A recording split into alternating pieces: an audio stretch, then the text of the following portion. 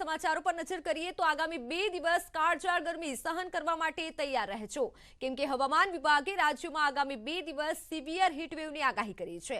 ગાંધીનગર, મહેસાણા ઉપરાંત કચ્છ, બનાસકાંઠા, પાટણ, અમદાવાદમાં ભીષણ ગરમી પડશે, તો બીજી તરફ પોરબંદર, મોરબી, રાજકોટ, અમરેલી, સુરેન્દ્રનગરમાં હીટવેવની આગાહી કરાઈ છે। આ સાથે જ બનાસકાંઠા, પાટણ, અમદાવાદ, સુરેન્દ્રનગરમાં ઓરેન્જ એલર્ટ અપાયું। મોરબી, પોરબંદર અને કચ્છમાં પણ ઓરેન્જ એલર્ટ અપાયું છે। મહત્વનું છે, ગઈકાલે પણ રેકોર્ડ તોડ ગરમી પડી હતી, જેમાં કંડલામાં સૌથી વધુ 45 ડિગ્રી તાપમાન નોંધાયું હતું અને આજે પણ ગરમીનો પારો આસમાને છે। આગામી દિવસોમાં ગરમી વધવાની આગાહી કરાઈ છે, તો અમદાવાદમાં 45 ડિગ્રી તાપમાન રહેવાની પણ શક્યતા છે। 2 दिन में heat wave to severe heat wave होने का संभावना है। आइसोलेटेड पॉकेट्स में जैसे कच्छ डिस्ट्रिक्ट में होने का संभावना है। बनासकांठा में भी होने का संभावना है। देन पाटन, इवन अहमदाबाद में भी सीवियर हीट वेव हो सकता है। Gandhinagar, Mehsana, Sabarkantha heat wave warning दिया गया है। હવે વાત પાણીની।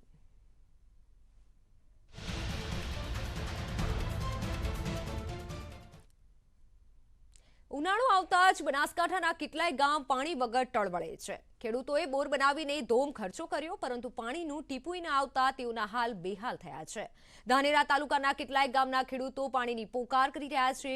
પાણીના તળ 1000 ફૂટ કરતા પણ ઊંડા જતા ખેડૂતોને માથે હાથ દઈને રોવાનો વારો આવે છે। કેટલાક ખેડૂતોએ તો ખેતરમાં લાખોના ખર્ચે 5 પાણીના બોરવેલ બનાવ્યા છે, પરંતુ પાણીના તળ ઊંડા જતા બોર ફેલ થઈ ગયા છે। દિવસમાં 2 કલાક પાણી નીકળે છે અને પછી પાણી બંધ થઈ જાય છે। ખેતીની વાત તો દૂર, અહીં તો પરંતુ ઉનાળામાં પશુઓના ઘાસચારા માટે પણ પૂરતું પાણી બોરવેલમાંથી નીકળતું નથી।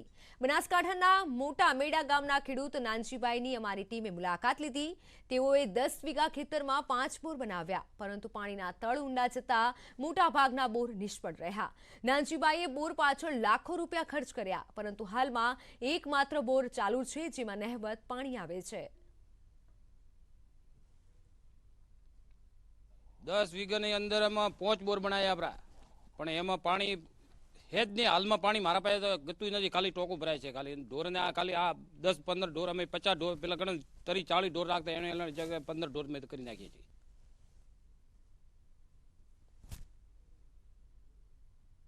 ધાનેરા, દાંતીવાડા, ડીસા, લાખણી, થરાદ, પાલનપુર તેમજ સુઈગામ તાલુકાના ગામડાઓના ખેડૂતોની આ જ પરિસ્થિતિ છે। ખેડૂતો બેંકો પાસે ખેતર ગીરવે મૂકીને લોન લઈને બોર બનાવે છે, પરંતુ ભૂગર્ભમાં પાણી ના હોવાથી તેમના બોર ફેલ થઈ જાય છે। તેના લીધે ખેડૂતો ઉપર દિન પ્રતિદિન દેવાનો ભાર વધતો જઈ રહ્યો છે। પશુપાલનનો વ્યવસાય કરવો પણ પાણી વગર શક્ય નથી। તેથી જો ભૂગર્ભ જળ ઊંડા જતા રહેશે તો બનાસકાંઠાના ખેડૂતોની ખેતી અને પશુપાલન પણ બંધ કરવો પડે તેવી નોબત પણ આવી શકે છે। ધાનેરાના ઘણા ખરા વિસ્તારોમાં પાણીના ટોંકા ભરાય એવી પણ પરિસ્થિતિ નથી। ઘણા ખરા અમારા ખેડૂતોએ એક ખેતરમાં 4-4, 5-5 બોરો 1000 થી 1200 ફૂટના બનાવી નાખ્યા છે, છતાં પણ પાણી નથી મળતું। 1200 ફૂટ ઊંડા તળ જતા રહે છે અને ખેડૂતોને બોરમાં સહાય કરે, પણ પાણી વગર તો સહાય શું કરે? અમારે કઈ તળ ઓછા આવે એ સહાય કરો, અમને થોડા ઘણું પાણી નહેરનો આપો, કોઈ નદીઓમાં પાણી વાળો। મહત્વના સમાચારની વાત કરીએ તો ઢોર નિયંત્રણ બિલ મુદ્દે CR પાટીલનું નિવેદન સામે આવ્યું। કાયદાને લઈને ફેરવિચારણા કરવા સરકાર પોઝિટિવ છે। આગામી વિધાનસભા સત્રમાં સરકાર સકારાત્મક નિર્ણય લઈ શકે છે। માલધારીઓની લાગણીઓને લઈને બિલ અંગે ફેરવિચારણા કરાશે, તેવું પણ CR પાટીલે હાલ જણાવ્યું છે।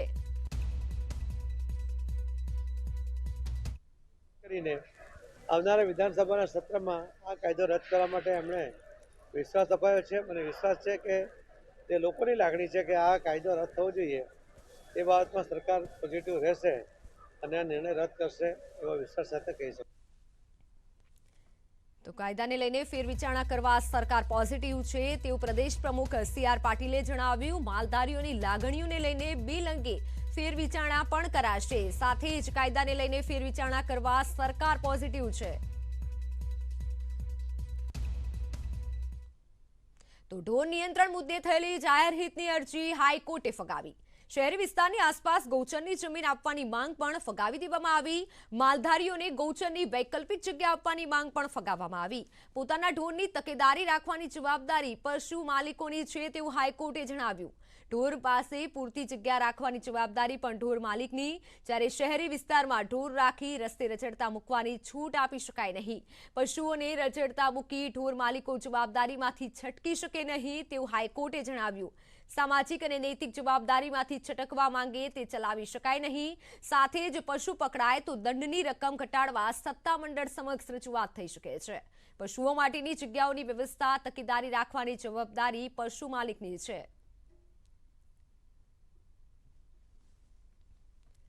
સુરેન્દ્રનગરના વઢવાણમાં આખલાએ ગામમાંથી લીધું. રસ્તાની વચ્ચોવચ્ચ બે આખલાએ વાતો બાખડ્યા કે વાહન ચાલકોને નીકળવું પણ મુશ્કેલ બની ગયું.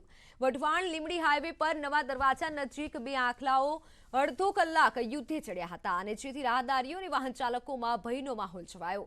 રખડતા ઢોરને પાંજરે પૂરવા સ્થાનિકોની પણ માંગ ઉઠી છે.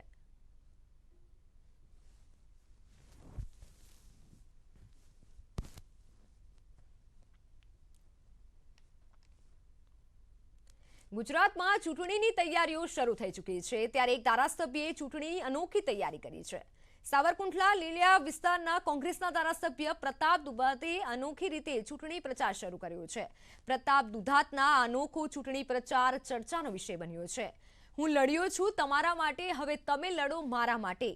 તમારો પ્રતાપ દુધાત. આ પ્રકારનું ભીત ચિત્રો, સૂત્ર અને સાવરકુંડલા તાલુકાના ગ્રામ્ય વિસ્તારમાં ઠેર ઠેર જોવા મળી રહ્યા છે. ચૂંટણી નજીક આવી રહી છે ત્યારે આ પ્રકારનો પ્રચાર થાય તે સ્વાભાવિક છે, પરંતુ અહીં ઉડીને આંખે વળગે તેવી વાત એ છે કે આ સૂત્રોમાં નથી કોંગ્રેસ પક્ષનું નામ કે નથી સિમ્બોલ. ધારાસભ્ય તરીકે કોઈ ઓળખાણ પણ નહીં અને અનોખી રીતે પ્રચારનો પ્રારંભ કર્યો છે. ગામડે ગામડે ભીત ઉપર આવા સૂત્રો જોવા મળી રહ્યા છે, જેમાં માત્ર પ્રતાપ દુધાત જનું નામ જ નથી, કોંગ્રેસનો પંજો દોરેલો કે નથી ધારાસભ્ય જેવો શબ્દ પણ લખાયો.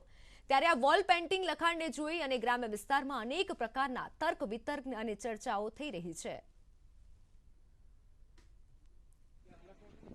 નવા વિચારથી લોકોની વચ્ચે એટલા માટે જઈ રહ્યો છું કે હું લડ્યો છું તમારા માટે, તમે લડો મારા માટે. તમારો પ્રતાપ દુધાત મેં ધારાસભ્ય પણ લગાવ્યું નથી. શું કામ? કે સંસ્થાના ઉમેદવાર તરીકે, કોંગ્રેસ પાર્ટીના ઉમેદવાર તરીકે હું જ્યારે લડતો ત્યારે જે મેં અનુભવ્યું, લોકોની વચ્ચે જ્યારે જતા હોય ત્યારે પ્રજાના કામ છૂટાયેલો પ્રતિનિધિ, રાજકીય વ્યક્તિ કોઈ પણ હોય એ ધારાસભ્ય જ કરતો હોય. કામ તો વ્યક્તિને જ કરવા પડતા હોય અને કામથી છૂટાવું એક મેં નવી પહેલની શરૂઆત કરીશ. મારું સૂત્ર લોકોને પસંદ પણ આવ્યું છે અને લોકોમાં કુતૂહલ પણ છે કે ભાઈ ભાજપમાં જશે, કે ભાઈ કોંગ્રેસમાં રહેશે, કે ભાઈ ક્યાં જશે. પણ આ મીડિયા મારફત એક સોપટ કરું કે મેં પ્રજાના કામ કર્યા અને એક ચેલેન્જ કહેવાય, કારણ કે આ સૂત્ર ઉપર હું જ્યારે પ્રસારમાં જઈશ ત્યારે પ્રશ્નોત્તરી પણ થશે, લોકો મને સવાલ પણ કરશે, ત્યારે મારી પાસે જવાબ આપવા માટેની પણ એક માનસિક તૈયારી છે. અને નવી પહેલ સાથે સાવરકુંડલાની અંદર એક નવી શરૂઆત કરવાનો મેં એક વિચાર લાવ્યો છું. અને મહત્વના સમાચારની વાત કરીએ તો તબીબોની હડતાલમાં ફાંટા પડ્યા. સીએમના આશ્વાસન બાદ જીઆઈડીએ હડતાલ સમેટી છે. જીઆઈડીએ સાથે જોડાયેલા 4000 સરકારી તબીબો હવે ડ્યુટીમાં પણ જોડાયા છે. તબીબોની હડતાલમાં ફાંટા પડ્યા છે. તબીબોની હડતાલમાં હવે સીએમના આશ્વાસન બાદ જીઆઈએ દ્વારા હવે હડતાલ સમેટાઈ લેવામાં આવી છે. અડધા તબીબો કામે પણ લાગી ગયા છે. મહત્વનું છે કે સીએમએ આશ્વાસન આપ્યા બાદ ડીઆઈજીએ દ્વારા હડતાલને સમેટી લેવામાં આવી. મહત્વનું છે, સીએમના આશ્વાસન બાદ આ હડતાલને મોકૂફ કરવામાં આવી છે. તબીબોની હડતાલમાં 2 ફાંટા પડી ચૂક્યા છે. અડધા તબીબો હવે કામે પણ લાગી ચૂક્યા છે. આ સાથે જ 4000 સરકારી તબીબો ડ્યુટીમાં પણ જોડાયા છે. એટલે તબીબોની હડતાલમાં હવે 2 ફાંટા પડ્યા. સીએમના આશ્વાસન બાદ તબીબોએ હડતાલ સમેટી અને સાથે જ 2 ફાંટા પડી ચૂક્યા છે. સીએમના આશ્વાસન બાદ ડીઆઈજીએ દ્વારા હડતાલ સમેટી લેવામાં આવી તો 4000 જેટલા સરકારી તબીબો કામે પણ લાગી ચૂક્યા છે અને પોતાની ડ્યુટીમાં જોડાઈ ચૂક્યા છે. તો તબીબોની હડતાલમાં ફાંટા પડ્યા. સીએમના આશ્વાસન બાદ 4000 જેટલા તબીબો કામે લાગ્યા. અમદાવાદના સિવિલ હોસ્પિટલમાં તબીબો માંગ પર યથાવત છે. તબીબો હકની માંગ સાથે હડતાલ કરવા પર મક્કમ છે. સિવિલ હોસ્પિટલના તબીબોએ વિરોધ યથાવત રાખ્યો. જ્યાં સુધી ગ્રેડ પેમાં સુધારો, ક્ષેત્રીય ફેરણી ભથ્થા, જૂની પેન્શન યોજના, કોરોના વોરિયર્સ તરીકે ગણી ભથ્થાની માંગ નહીં સ્વીકારાય ત્યાં સુધી હડતાલ શરૂ રાખવાની ચીમકી છે. તબીબોની હડતાલના પગલે અનેક દર્દીઓની હાલાકી વધી ગઈ છે. દર્દી કણસી રહ્યા છે, જ્યારે તબીબો પોતાની માંગ પર અડગ છે.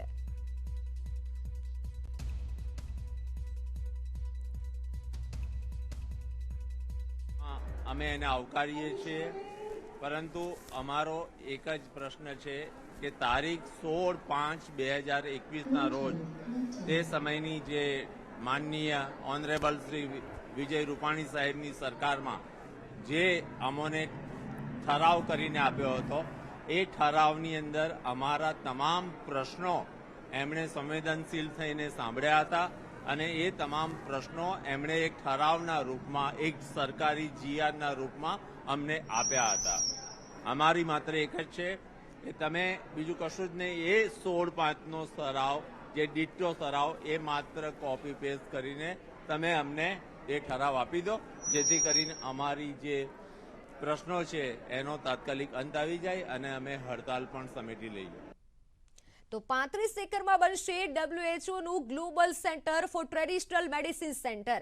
2024 સુધીમાં ગોરધનપર પાસે નિર્માણ પામશે. આયુર્વેદ કેમ્પસમાં એન્ટ્રીઝમ ઓફિસ પણ શરૂ કરાશે. 19મી એપ્રિલે વડાપ્રધાન બપોરે કરશે શિલાન્યાસ. WHOના ડીજી ડોક્ટર ટેડ્રોસ અને અનેક દેશોના એમ્બેસેડર પણ જામનગર આવશે. જામનગર ખાતે આયુષ મંત્રાલયના મંત્રી, સેક્રેટરી ઉપરાંત અનેક સાયન્ટિસ્ટ પણ આવશે. પીએમ મોદીના કાર્યક્રમ પૂર્વે આયુષ મંત્રી સદાનંદ સોનવાલ અને સેક્રેટરી પદ્મશ્રી ડોક્ટર રાજેશ કોટેચાએ પત્રકાર પરિષદ યોજી.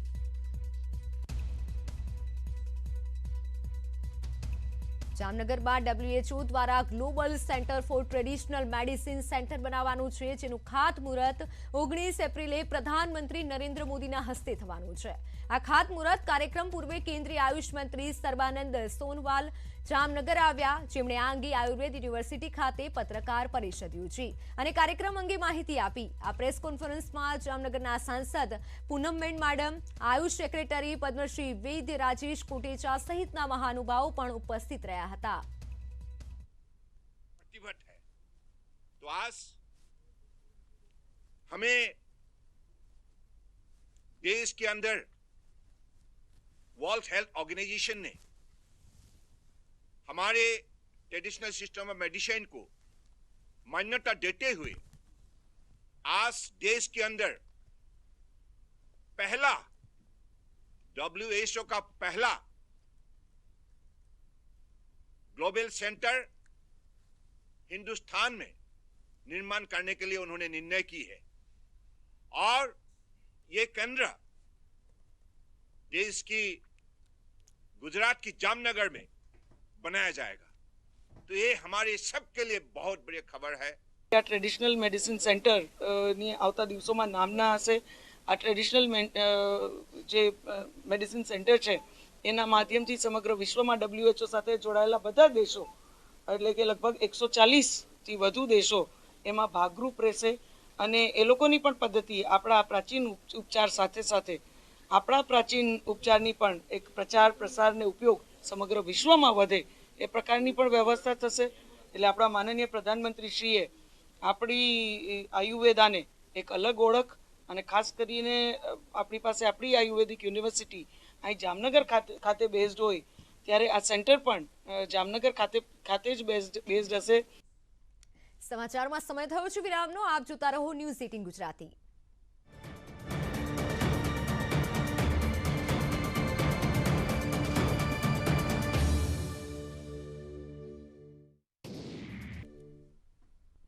Welcome back. સમાચારોમાં વાત કરીએ તો સુરતના વરાછામાં સોસાયટીના લોકો આમને સામને આવી ગયા. સ્વાતિ સોસાયટીમાં COPની જગ્યાને લઈને માથાકૂટ થઈ. આમને સામને આવી જતા મારામારી પણ થઈ.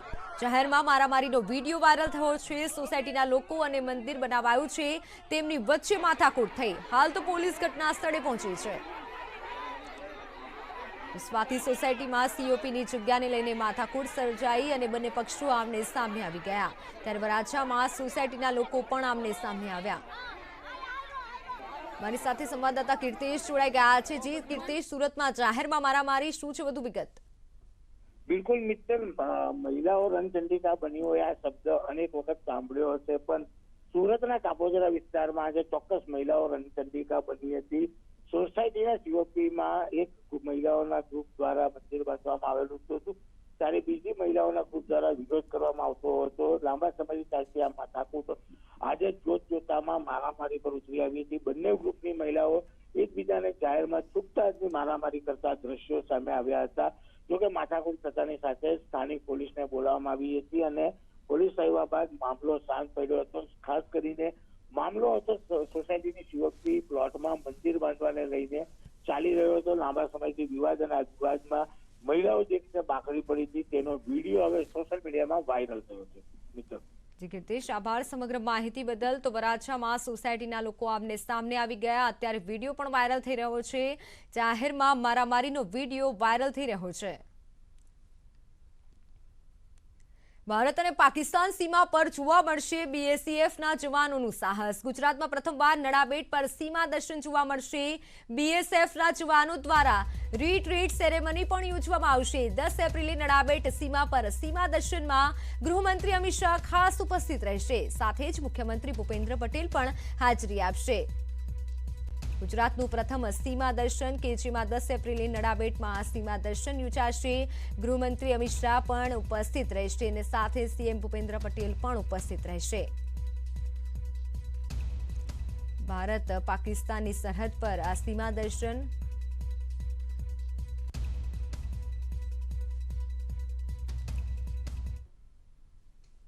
તો હવે વાત કોરોનાની સાઇડ ઇફેક્ટની।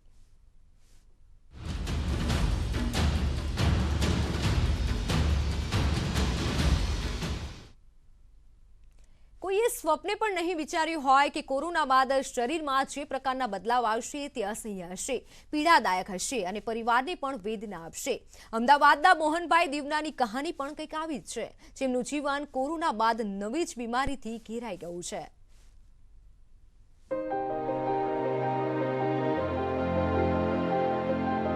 આ છે મોહનભાઈ દેવનાની, ઉંમર 65 વર્ષ।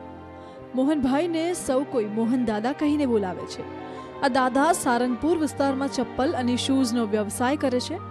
વર્ષ 2019 પહેલા આ પરિવારમાં બધું જ સુખ હતું।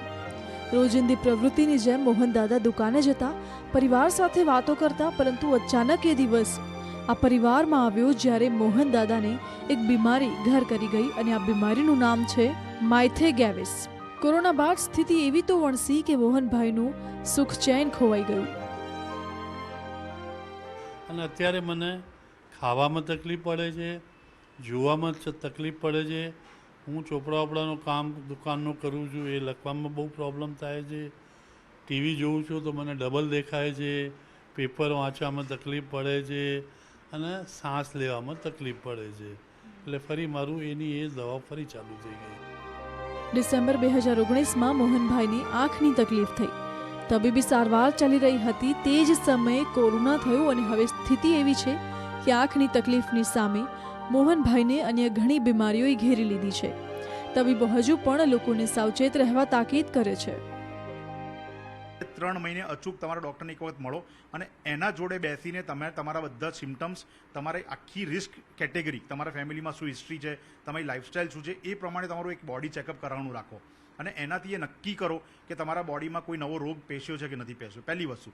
બીજી વસ્તુ, જો દર્દીઓને સખત થાક લાગતો હોય, એમને એમ લાગતું હોય કે હું જે જીવન જીવતો હતો કોવિડ પહેલાં એવું જીવન હું જીવી જ નથી શકતો, તો એવા દર્દીઓ ખાલી ને ખાલી વિટામિન ખાઈને દિવસો ના કાઢે।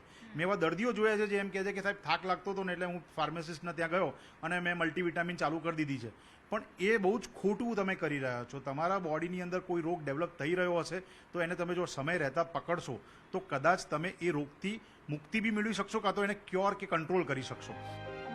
મોહનભાઈની તકલીફ અને જિંદાદિલી જોઈને એવું કહી શકાય કે જીના ઇસી કા નામ હૈ, પરંતુ હકીકતમાં મોહનભાઈ જેવા અનેક લોકો છે જેમનું જીવન કોરોના બાદ સદંતર બદલાઈ ગયું છે। નાની મોટી બીમારીને જે લોકો ગણકારતા ન હતા, આજે તે જ બીમારીએ તેમને પાંગડા બનાવી દીધા છે। કેમેરામેન હરીશ શર્મા સાથે દીપિકા ખુમાણ, ન્યૂઝ 18 અમદાવાદ। રાજકોટમાં સૌરાષ્ટ્ર યુનિવર્સિટીનો પરીક્ષાલક્ષી નિર્ણય લેવાયો. આગામી પરીક્ષામાં જમ્બલિંગ સિસ્ટમ બંધ કરવાનો નિર્ણય કરાયો. જે કોલેજમાં અભ્યાસ કરે તે કોલેજના બદલે બહારની કોલેજમાં કેન્દ્ર આવે. જમ્બલિંગ સિસ્ટમ બંધ થતાં પોતાની કોલેજમાં હવે કેન્દ્ર આવશે. તો હવે જે કોલેજમાં અભ્યાસ કરે છે તે જ પરીક્ષામાં કેન્દ્ર આવશે. મહત્વનું છે કે રાજકોટમાં નિર્ણય લેવામાં આવ્યો છે. જમ્બલિંગ સિસ્ટમ બંધ થતાં પોતાની જ કોલેજમાં હવે કેન્દ્ર આવશે.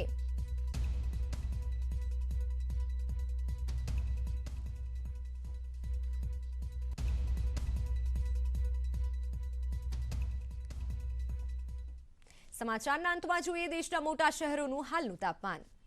Weather report sponsored by mango air cooler.